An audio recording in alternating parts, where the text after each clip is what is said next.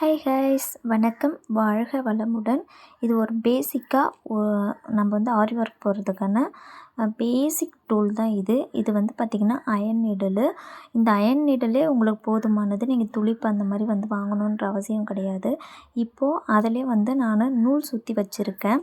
இந்த மாதிரி எப்படி நூல் சுற்றணும்னு சொல்லிவிட்டு உங்களுக்கு வீடியோ வேணும்னா த்ரெட்டுன்னு மட்டும் கமெண்ட் பண்ணுங்கள். கண்டிப்பாக நான் அதுவுமே வந்து வீடியோ போடுறேன். இதுக்காக நான் என்னென்ன எடுத்திருக்கேன் அப்படின்னு பார்த்திங்கன்னா சில்க் த்ரெட்டு, சரி த்ரெட்டு, அதோடு சேர்த்து ஒரு கட்டரு, பீட்ஸ் நீடலும், அயன் நீடல் மட்டும் எடுத்திருக்கேன். இது மட்டும் போதுமானதாக இருக்கும். இப்போது இந்த 2 நூல்கண்டுமே வந்து எடுத்திருக்கேன் நான். ஜஸ்ட்டு ஒரே கலர் மாதிரி தான், பட் ஆனால் ஷேட்ஸ் வந்து வேறு வேறு வரும். இப்போ 2 நூலுமே வந்து எடுத்திருக்கேன். நீங்கள் சில்க் த்ரெட் எடுக்கிறீங்கன்னா கண்டிப்பாக 2ஆக போட்டால் தான் உங்களுக்கு கொஞ்சம் விசிபிளாக தெரியும். உங்களுக்கு ஹேண்டில் பண்ணுறதுக்கு கொஞ்சம் ஈஸியாக இருக்கும். இதுவே நீங்கள் சரி த்ரெட்டு யூஸ் பண்ணும்போது சிங்கிளாக யூஸ் பண்ணிக்கலாம். ஃபஸ்ட்டு நீங்கள் எப்போவுமே வந்து ஸ்டார்ட் பண்ணுறீங்க அப்படின்னா சில்க் த்ரெட்டில் வந்து ஸ்டார்ட் பண்ணுங்கள். நீங்கள் இதில் போட கற்றுக்கிட்டா தான் உங்களுக்கு சரி ரொம்ப ஈஸியாகவும் இருக்கும். சரிங்களா? இப்போது நான் சுற்றுற மாதிரி போட்டு ஒரு நாட் வந்து போட்டுக்கோங்க. நான் ஏற்கனவே வந்து ஃப்ரேமில் கிளாத் எல்லாமே வந்து செட் பண்ணி வச்சுட்டேன்.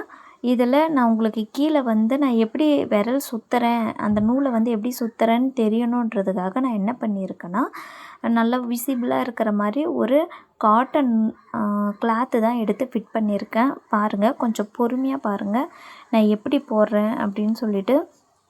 நெக்ஸ்ட் வீடியோ வரும்போது உங்களுக்கு நல்லா க்ளோஸாகவே வந்து நான் போடுறேன். ஏன் இந்த வீடியோ வந்து கொஞ்சம் தூரம் வச்சு போட்டேன்னா, கீழே வந்து நீங்கள் கை நான் எப்படி சுற்றுறேன் அப்படின்னு சொல்லிட்டு கொஞ்சம் பார்க்கணும்.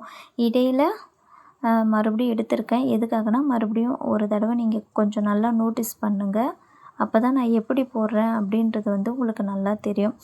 ப்ளஸ் இது வந்து ஹேண்டில் பண்ணுறது கொஞ்சம் கஷ்டமாக தான் இருக்கும். ஸ்டார்டிங்கில் இருக்கீங்க அப்படின்னா ஒரு த்ரெட்டு வந்து மாட்டிக்கும், ஒரு த்ரெட்டு வந்து விட்டுருவீங்க. ஸோ அந்த மாதிரி வந்து இந்த பிரச்சனைகள் வந்து இதில் கண்டிப்பாக வரும்.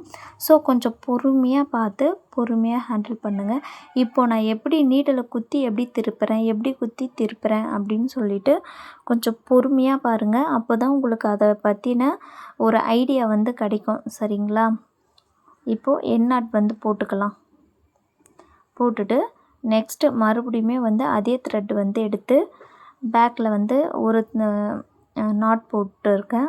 இது வந்துட்டு அடுத்தது அப்படியே ஸ்டார்ட் பண்ண போகிறோன்னா பேக்கில் ஒரு ஸ்டிச் போட்டு ஃப்ரண்ட்டில் இழுக்கும்போது அது உங்களுக்கு வந்து ஒரு நாட் மாதிரி வந்து க்ரியேட் ஆகும். அது நாட்டு கிடையாது, பட் லாக்குன்னு சொல்லுவாங்க.